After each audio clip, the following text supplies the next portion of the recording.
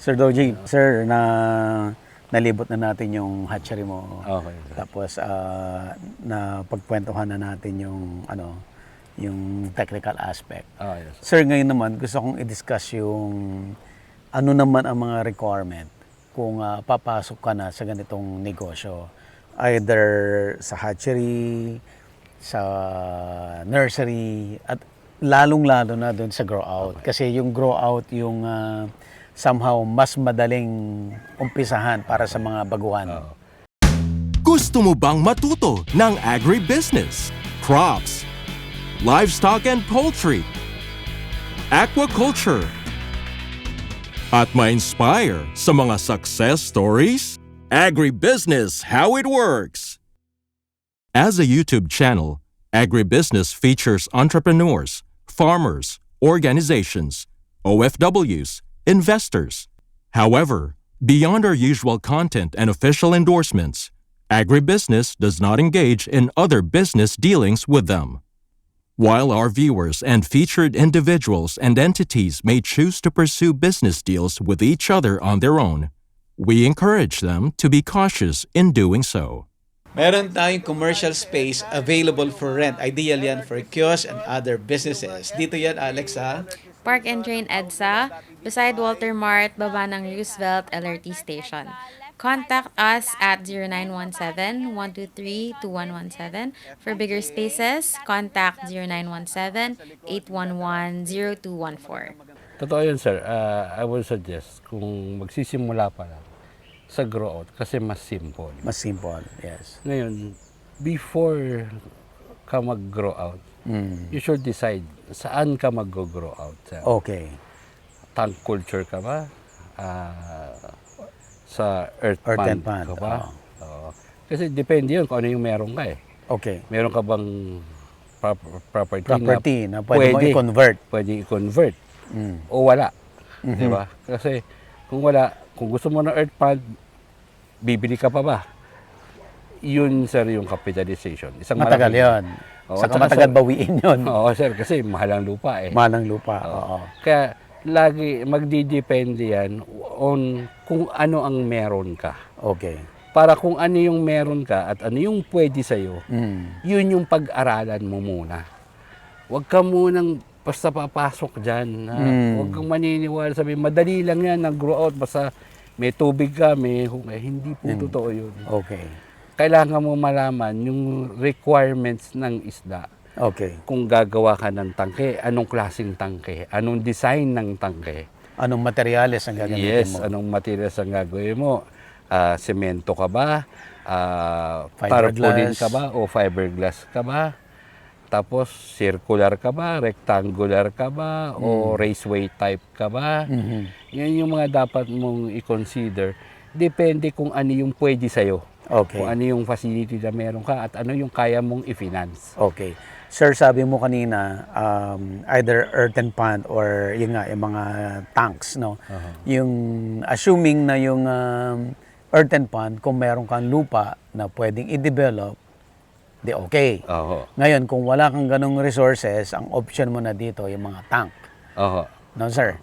Sino yung mga mas bagay doon sa tank versus doon sa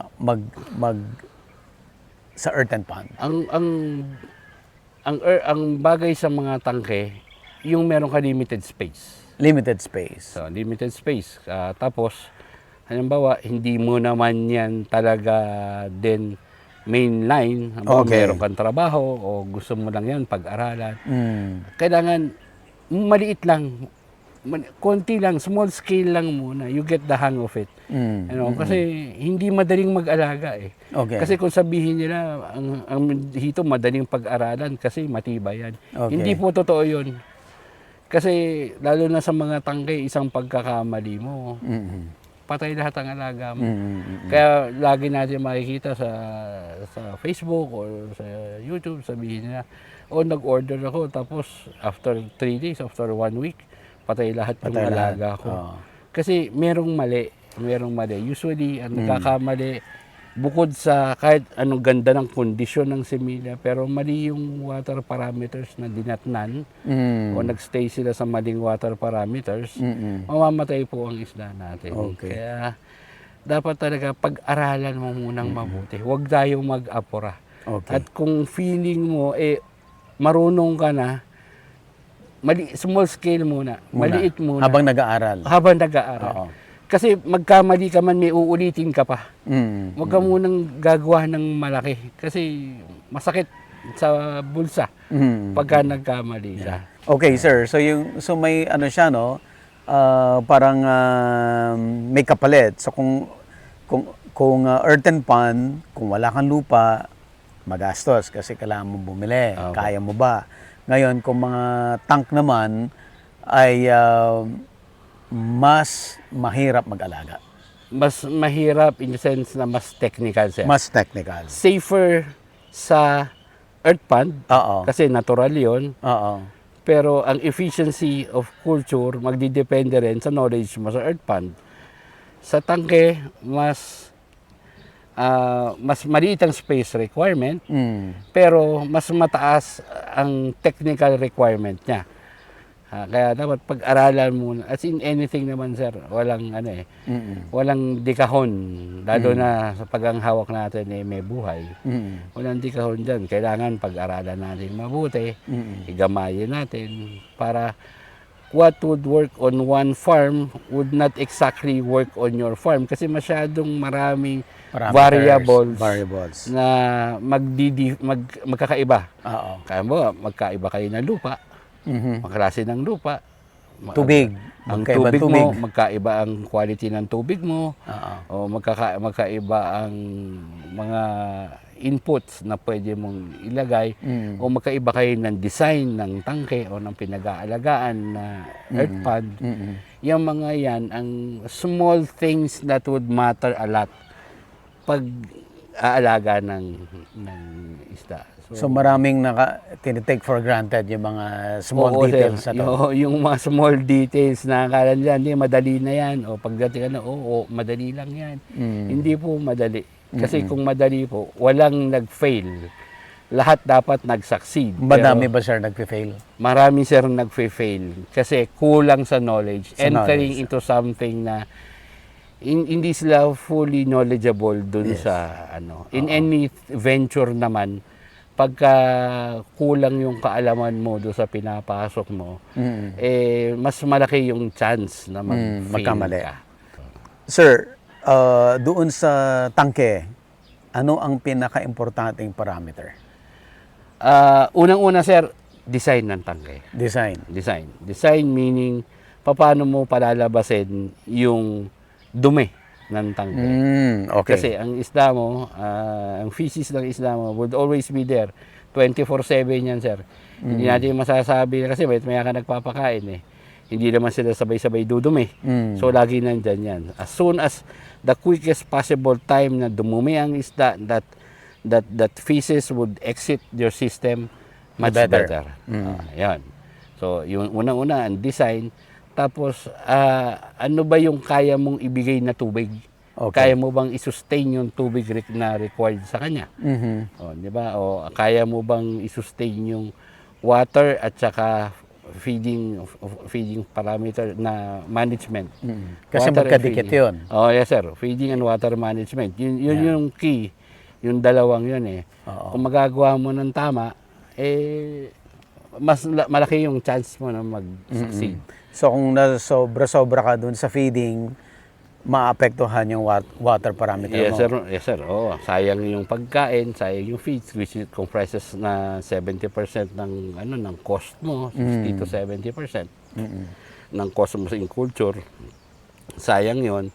Tapos mas marami kang kailangang tubig para palabasin. I-wash. Oo. Ano mo siya. Kasi yung feeds mo, imbis na kainin, imbis na beneficial sa isda mo, naging waste eh.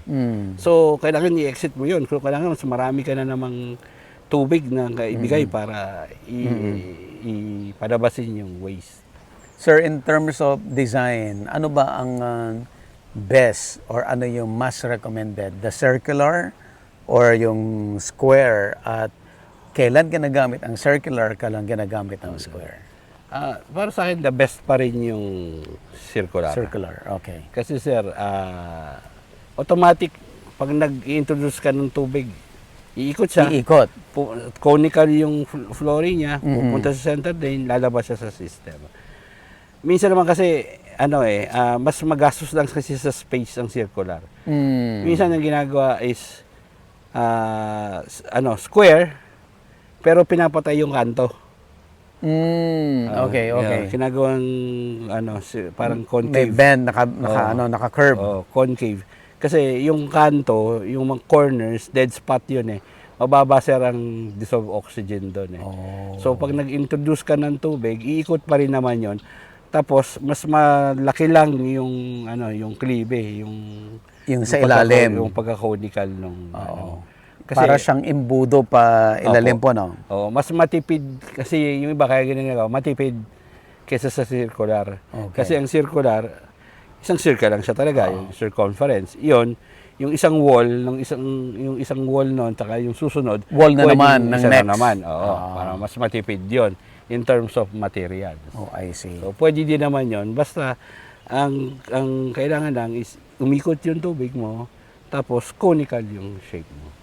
Para lahat ng dumi mo, walang ibang pupuntan kundi doon sa gitna. center of that cone. Yeah. So mapapalabas mo ng system. Okay. Sir, in terms of pangangailangan sa puhunan. Ayun. Okay. Malaki ba ang puhunan sa hatchery, sa nursery, o sa grow out? Sa hatchery, sir, malaki. Malaki. Kasi kailangan mo ng facilities. Saka yung technical knowledge mo sa hatchery, kailangan Mas mataas mas din. mataas. Oo. Sa nursery, mas less sa hatchery ang capital requirements mo dyan. Mas mabilis kasi from fry to fingerlings ka lang. Mas mabilis kang kumita. Pero pag sumalto ka dyan, pag nag-fail ka dyan, mas mabilis din. Siyempre, kasi, di ba? Kasi binili mo lahat. Binili mo lahat eh. Bumili ka eh. Diba? So, lahat ng inputs mo, bili. So, pag kumita ka dyan, okay. Kasi, maiksi lang yung time frame mo. Pwede kang mag-incur ng profits. Pero pwede ka rin mag-incur ng loss within that small period of time. Sa grow out naman, yan, kailangan mo ng malaki-laking capital investment dahil doon sa pag-aalagaan mo. So, mas malaki yung space requirement mo. Space. Tapos, yung feeds. Yung feeds. Ano ba yung feeds na gagamitin mo? Kasi sa una, hindi ka naman pwedeng, pag fingerlings pa lang, hindi ka pwedeng magpakain agad ng mga entrails. Eh. Okay. Kailangan feeds pa yan. Ang reasoning behind it. Sabi na, ba't kumakain na naman ng entrails? Ba't para ng feeds? Kasi bata pa yung isda mo. Hindi niya kayang i-digest, sir? Ang digestive system niya, hindi pa suited for entrails. O yung matitigas na bagay, katulad ng karne ng manok, yung mga mortality ng manok. Hindi pa. Kailangan pa niya yung madaling i-digest na proteins. Na ang ginagamit kasi sa protein ng pagkain ng isda is fish meal. Okay. Hindi yan gumagamit ng cornmeal, yung mga ganyang klaseng meal na matitigas. So, kasi yun yung kaya ng digestive system. Para hindi ma-damage yung digestive system niya, kailangan sunod-sunod din. Pagyan mo muna sila ng feeds. Pagka yung mga naka 7, 8 inches na sila, doon mo sila introduce yung mga entrails na dapat nga dyan, parang gigilingin mo muna sa una para pag lumaki-laki na, tsaka na yung malalaki, kahit na hindi na, diretso mo na. Yun, kailangan meron kang steady supply ng entrails. Ang feeds, madali eh. Punta ka sa tindahan ng feeds, may makukuha ka dyan. Pero yung supply ng entrance, kailangan may regular kang supply. Dapat may kakontrata ka. May kakontrata ka o merong kang supplier, may nakakontrata tapos susupplyan ka. Depende kasi kung sa ganong volume ng requirements mo. Kung malaki yung volume talaga ng requirements mo, gusto mo maganda, diretso mo ng kontrata para mas cheaper sa'yo per kilo nung entrance. Pero kung konti-konti lang, hindi ka pwedeng mangontrata, wala kang choice kundi kumuha doon sa nakakontrata sa mga katayan ng manok, tapos sila magrasyon sa'yo. O kumuha ka. Gaano ba kalayo, sir, yung difference in terms of expenses dun sa gumagamit ka ng entrails versus the commercial feeds? Ang commercial feed, sir, ang per sako ngayon sa 25 kilos, mahigit 1,000. 1,000. Oo, Good sa for ilang... sir, depende yon sa dami Dami na ng kumakain. inalagaan Pero mo. per kilo, sabihin natin, that's more than 40 pesos per Per kilo. kilo. 40 pesos per kilo. Oo. Sa entrails, makukuha mo yan ng 8 to 10 pesos Per kilo. per kilo. Pag dumaretso ka pa, makukuha mo yan sa katayan, makukuha Layo. mo na yan 5 to 6 pesos o 7 pesos per kilo. So, ang laki-laki ng difference. So, depende kasi, ang entrails ginagamit yan sa earth pond. Pero pag nakatangke ka, hindi ka pwedeng gumamit ng entrails. Kasi babaho. Feeds ka. O, Feeds babaho agad.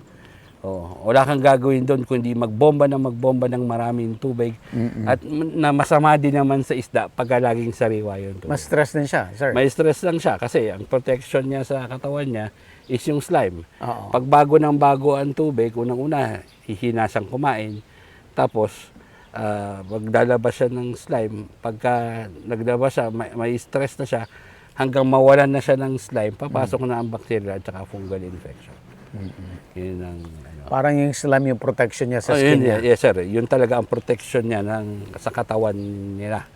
Na ano, kaya kailangan hindi mawala yun. Kaya nga tayo pagka nag-water exchange tayo, hindi tayo nagwa 100% eh. Nagwa 100% tayo pag alam natin may sakit na, may fungus na kailangan tanggalin mo talaga kasi may fungus lahat ng tubig na yan, di ba? Pero ang usual na pagtanggal ng tubig, ang water exchange is 20 to 30% kahit daily. Kahit daily, 20 to 30%. Oo. Kung kailangan mo mag-50, weekly, once a week, may 50% ka. But not more than that. Not more than that. Kasi para yung pagsama ng tubig mo dahan-dahan, pagganda ng tubig mo dahan-dahan din. Nakakramatize yung isda mo. Yung isda. Hindi sila nabibigla. Oo. Kasi whether papaganda o papangit yung punta ng tubig mo, Masama sa isda. masama, stress sa kanila yun. Oo. Sir, okay, na-mention na natin na the best talaga for parang entry level mo is grow out. Oo. And then, sino naman ang mga pwedeng pumasok sa nursery at sino yung best na papasok sa breeding or sa hatchery? Sa hatchery kasi kailangan malawak na yung experience mo tapos sanay ka na talaga. Alam mo na yan. Oo, All alam na. aspects, sir. Oo, yes sir. Naintindihan mo na. Kasi mas delikado siya eh. Kasi kailangan alam mo kung kailan ka mag-strip. Hindi ka naman basta di kukuha ka ng breeder, di ba? O madali, nakikita natin sa YouTube, o kailangan pisain mo yun dyan, kailangan may brown yun ito, everything. Iba pa rin yung actual na ginagawa mo. Oo, yun sir, halos ganun yun eh. Pero pagka yung kailan mo ilalatag ang itlog mo sa hatching tray, Okay. kailan dapat yan. May oras yan eh. Hindi yan eksaktong, o sabihin, after 10 hours, o after 12 hours. Hindi eh. Nagdidepende yan sir sa temperature eh. Usually ginagawa mo yung gabi, aabutin ng umaga.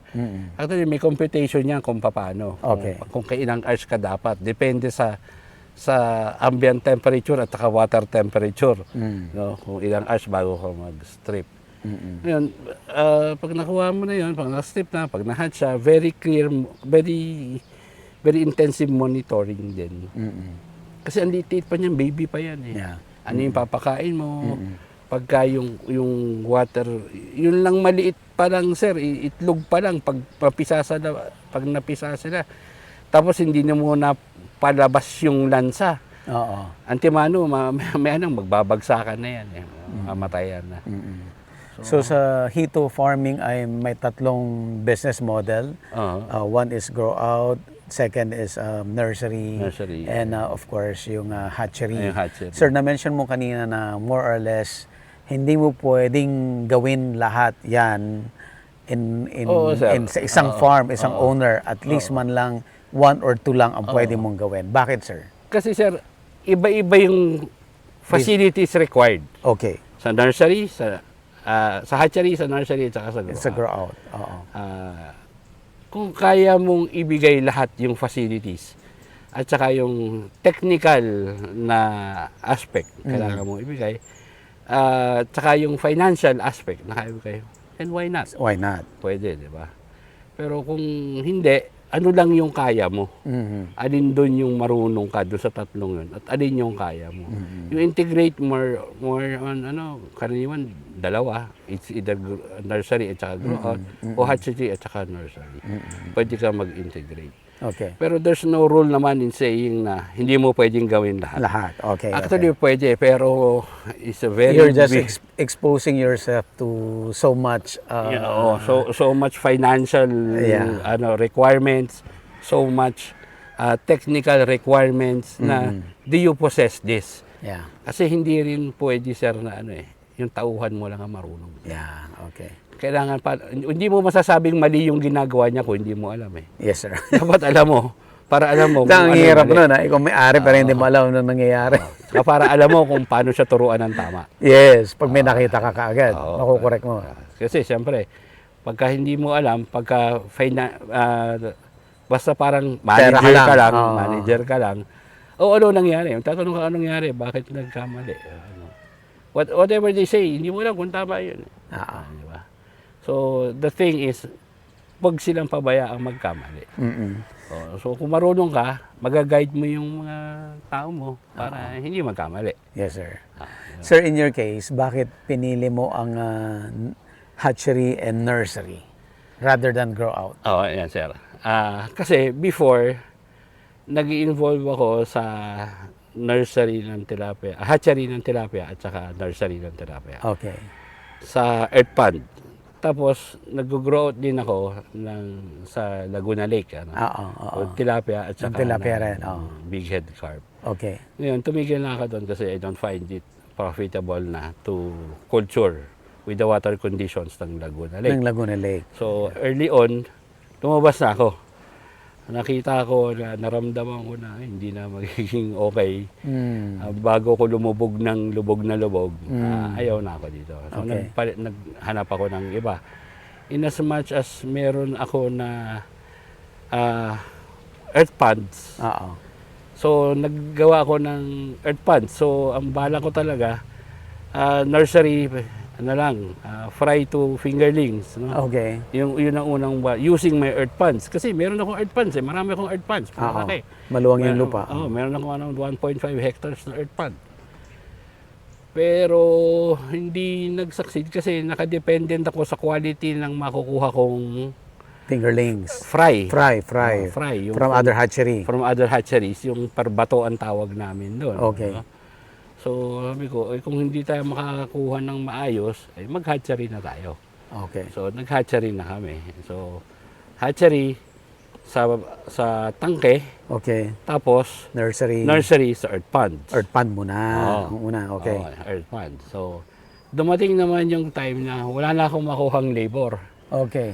So, totoo yun, pakunti ang mga bata, Worker. Oo. workers, farmhand, na Farmhand. gusto nila sa ganyang hanap buhay. Okay. Kasi ang pag-iisda, sir, hindi yan hanap buhay lang.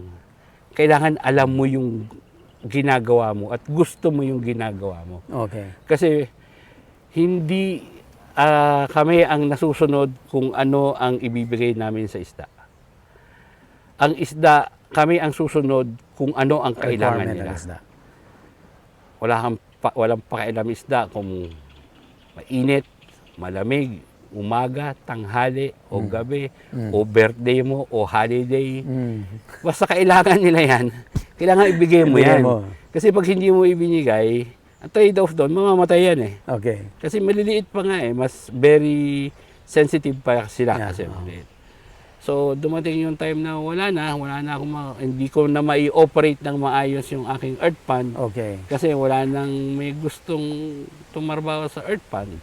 Yung mga dating kasama ko, may edad na, hindi nagtandaan na. Bata pa kasi ako noon, kasama ko na sila eh. Ngayon matanda na ako eh. So, yun.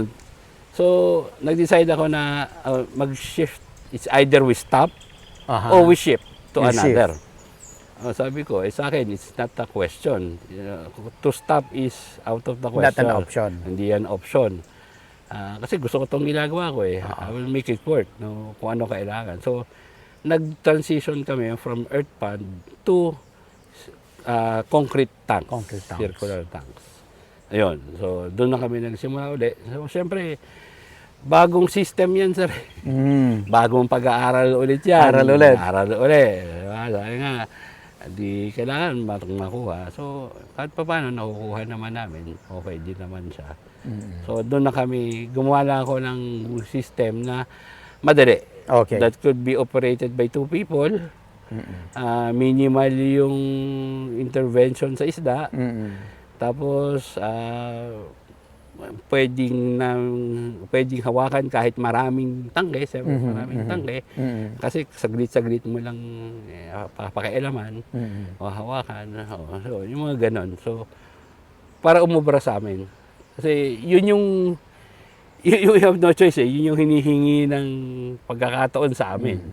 So, yun yung ginawa ko na sistema.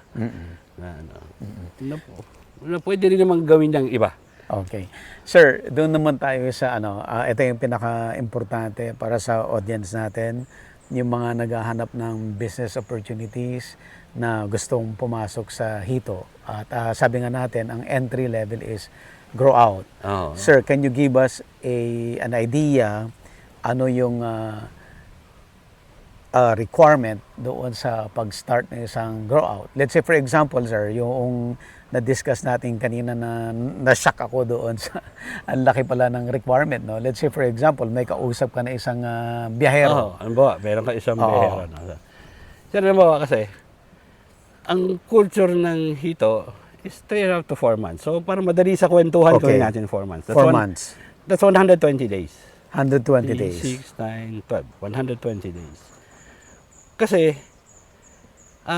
kung meron kang rigaton, ang rigaton kasi is yung behero na. Okay, yung biyahero. Kung mag-out ang isang rigaton, simulan natin sa requirement ng rigaton. Okay. Diba, sir, ang requirement ng rigaton is 1 tonelada ang laman ng truck ko. Okay. Tatakbo ang truck ko, dapat 1 tonelada. Para hindi ako matalo sa gastos. Sa gas. Sa gastos niya. Sa gastos. Halimbawa, tatakbo ako from Monday to Saturday. Okay. Walang Sunday, pahinga rest day. Okay. So, that's 24 days. A month. A month. So, that's 24 tons. Ang isang rigaton, a month. A month. Oo. Ang culture period, 4 na buwan, di ba? So, that's 24 plus 24, 48, that's 96 tons in 4 months. Ang iba biyahe ng isang rigaton. Okay, 96 tons. Ang isang rigaton. Isang rigaton. So, kailangan marami kayong magsuporta sa isang rigaton kasi wala naman sir kaya ng isang grower na 96 so, tons. sa isang biyahero lang ay napakahirap i-supply ng isang grow out farmer yon. Oo. Kailangan nyo marami. Okay. Assuming, sir, na okay, ako ambitious. Halimbawa, okay. Sige, kunin natin isang trader, supply natin. So, ibig sabihin nun, gaano kaluwang ang grow out area mo kung yun na yung pinag-uusapan nating volume. Agribusiness, how it works. Instruct, inspire, succeed.